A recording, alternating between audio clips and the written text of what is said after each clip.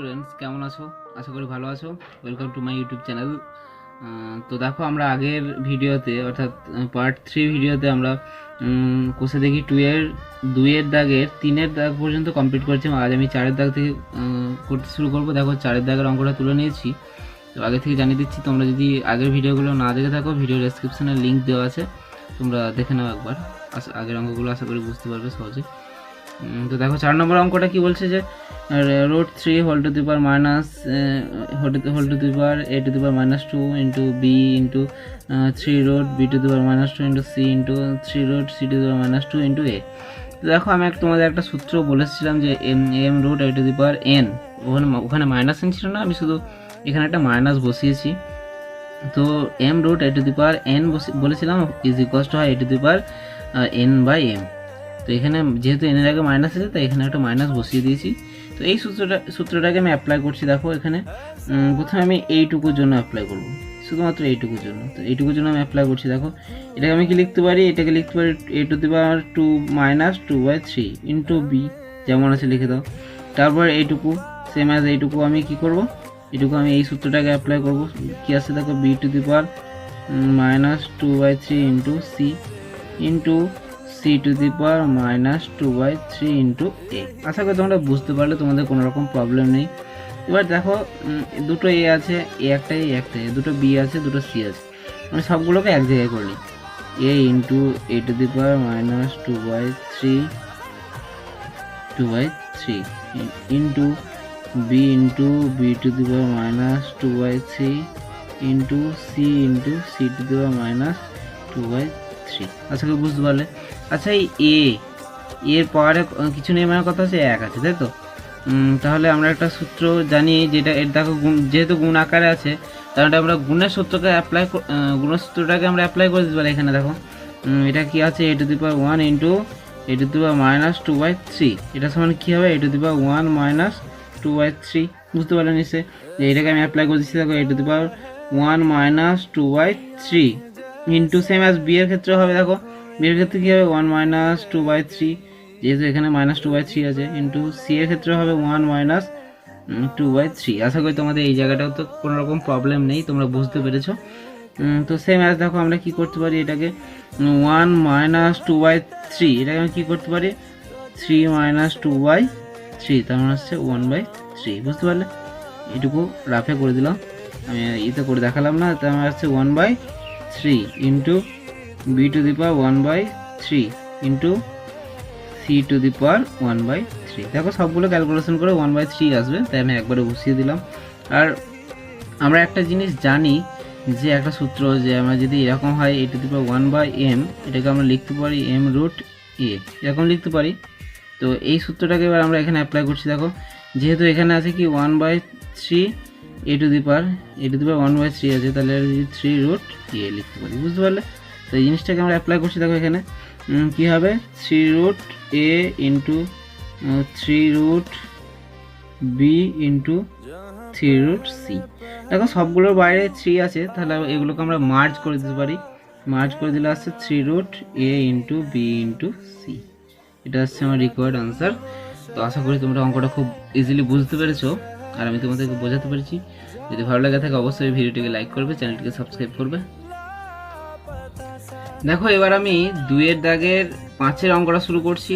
একটা বিরাট আকারের একটা অঙ্ক, তো দেখে ঘাবড়ানোর কোনো কিছু নেই, অঙ্কটা খুব সোজা অঙ্ক।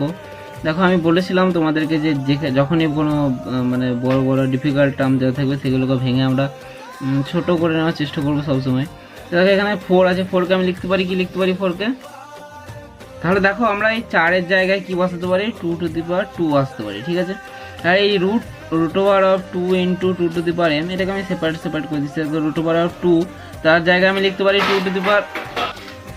তো দেখো, যে আমি কি বললাম, √2 into 2 to the power m, এটাকে আমি সেপারেট করে নিচ্ছি। দেখো, √2কে আমি কি লিখতে পারি? 2 to the power 1/2। আবার √2 to the power m কে কি লিখতে পারি? 2 to the power m/2 লিখতে পারি, তাই তো?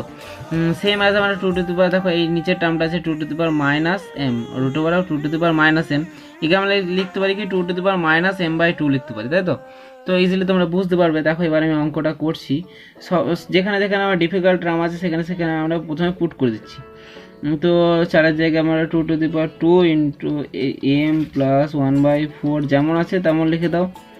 দেখো 2^, এটাকে আমি কি লিখতে পারি 2^1/2 ইন্টু 2m/2। বুঝতে পারলে? আশা করি এই লাইনটা তোমাদের বুঝতে কোনো রকম সমস্যা হয়নি। এইখানে দেখো 2 কিছু নেই, মানে 2 এর মধ্যে 1 আছে, রেখে দাও। আর এটা কি হবে 2^-m/2। বুঝতে পারলে? দেখো আমি প্রত্যেকটা লাইন কিন্তু তোমাদেরকে মানে খুব সুন্দরভাবে বুঝিয়ে দিয়েছি যেখানে আমি কোথায় কি অ্যাপ্লাই করলাম। তো দেখো এবার আমরা কি করব, এবার আমরা এটাকে কাজ করি, এটাকে আমরা গুণ করে দিই 2m ইন্টু প্লাস 2 ইন্টু 1/4 তাহলে দেখো আমরা কি এটা গুণ করে দিলাম। এটাকে আমরা কি করতে পারি, দেখো এটাকে আমরা যেহেতু এখানে বেসে 2 আছে, এখানে বেসে 2 আছে, তো আমরা এই সূত্রটাকে অ্যাপ্লাই করতে পারি না, 1/2 ইন্টু 2m/2, এটাকে কি লিখতে পারি একবারে 2^1/2 প্লাস m/2। তো একবারে করে দিচ্ছি, দেখো আমি 1/2 প্লাস m/2। আশা করি বুঝতে পারলে এই লাইনটা তোমরা কি করলাম।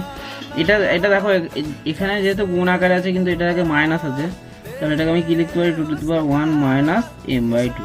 বুঝতে পারলে? আর হোল টু দি পাওয়ার যেমন 1/m আছে তেমন এটাকে কোনো রকম হাত দিলাম না। দেখো এটাও করে দেখে দিচ্ছি আমি 2^1 ইন্টু 2 মাইনাস m/2, এটা মানে হচ্ছে 2^1 মাইনাস m/2। বুঝতে পারলে? এই জায়গাটা আমি কি অ্যাপ্লাই করলাম, যদি বুঝতে সমস্যা হয় ভালোভাবে দেখে নিই, একবার বুঝে যাবে। তো দেখো এখানে কেটে দিতে পারি 2 কেটে দিলাম, তার মানে আলটিমেট আসছে দেখো 2^2m প্লাস 1/2 ইন্টু এই into 1/2 plus m/2 divided by 2^1 minus m/2। খুব ইজিলি সলভ করবো, দেখো কোনো রকম চাপ নেওয়া নেই, খুব ইজি অঙ্ক, তোমরা ইজিলি সলভ করতে পারবে। তো দেখো আশা করি তোমরা বুঝতে পারছো এতদূর পর্যন্ত। এবার কি করব, এবার দেখো এটা গুণ আকার আছে, তো গুণ আকার আছে মানে আমরা এই সূত্রটাকে অ্যাপ্লাই করে দিতে পারি। তো দেখো আমি উপরে পাওয়ারে কী হয়, গুণ থাকলে পাওয়ার দুটো যোগ হয়ে যায়। তো আমার আলটিমেট আসছে দেখো 2^2m প্লাস হাফ প্লাস এবার এইটুকু যোগ হয়ে যাবে হাফ প্লাস m/2, আর নিচে যা আছে তাই রেখে দাও, আমি ওটা নিয়ে এখন কোনো কাজ করছি না। Whole to the power 1/m। আমার এরপরে কি আসছে দেখো, আমার এরপরে আসছে দেখো যোগ করার পর আসছে 2^2m প্লাস হাফ আর হাফ যোগ করলে হয় 1 প্লাস m/2। বুঝতে পারলেন নিশ্চয়? Divided by 1 minus m/2 whole to the power 1/m। তো এবার দেখো এখান থেকে আমরা এখানে নিয়ে যাচ্ছি, জায়গা নেই যেহেতু। তো দেখো এবার কি করব আমরা, এবার আমরা যেহেতু এটা ভাগ আকারে আছে এটাকে ভাগের সূত্র অ্যাপ্লাই করে দেবো। আর ভাগের সূত্র মানে কি পাওয়ার বিয়োগ হয়ে যায়, তাই তো? তো আলটিমেট করে দিচ্ছি দেখো 2^2m plus 1 plus m/2 minus 1 minus m/2 আর হোল টু দি পাওয়ার কত ছিল 1/m। ওটা যেমন আছে তেমন রেখে দাও, ওটাকে নিয়ে আমি এখন কোনো কাজ করব না। তাহলে দেখো আমার আলটিমেট এখানে আসছে 2^2m plus 1 plus m/2 minus 1 প্লাসে মাইনাসে মাইনাস 1 আর মাইনাসে মাইনাস এবার প্লাস m/2। বুঝতে পারলে? আর whole to the power 1/m যেমন আছে রেখে দাও। তো দেখো এবার এই প্লাস 1 মাইনাস 1 কেটে যাচ্ছে, দিয়ে 0 হয়ে যাচ্ছে। আর এই m/2 এখানেও প্লাস আছে, এখানেও প্লাস আছে, প্লাস m/2 প্লাস m/2। দেখো প্লাস m/2 প্লাস m/2 জায়গা নেই, প্লাস m/2 প্লাস m/2 মানে হচ্ছে আমার 2m/2 আর 2m কেটে গেলে আমার শুধুমাত্র m দাঁড়াচ্ছে, তাই তো? তোমার আলটিমেট কি আসছে দেখো 2^2m plus m whole to the power 1/m। বুঝতে পারলে? তো whole to the power 2m plus 2m আছে 2^3m, তাই তো? আর whole to the power m। এবার দেখো am আর am যদি আমি কেটে দিই তাহলে আমার আলটিমেট আছে 2^3 আর 2^3 মানে হচ্ছে 8। এটা হচ্ছে আলটিমেট রিকোয়ার্ড আনসার। তো আশা করি তোমরা বুঝতে পেরেছো, তোমাদের বুঝতে কোনো রকম প্রবলেম হয়নি।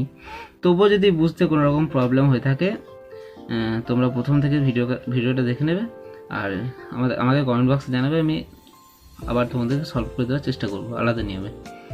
তো যদি ভালো লেগে থাকে অবশ্যই ভিডিওটিকে লাইক করবে, চ্যানেলটিকে সাবস্ক্রাইব করবে। ধন্যবাদ।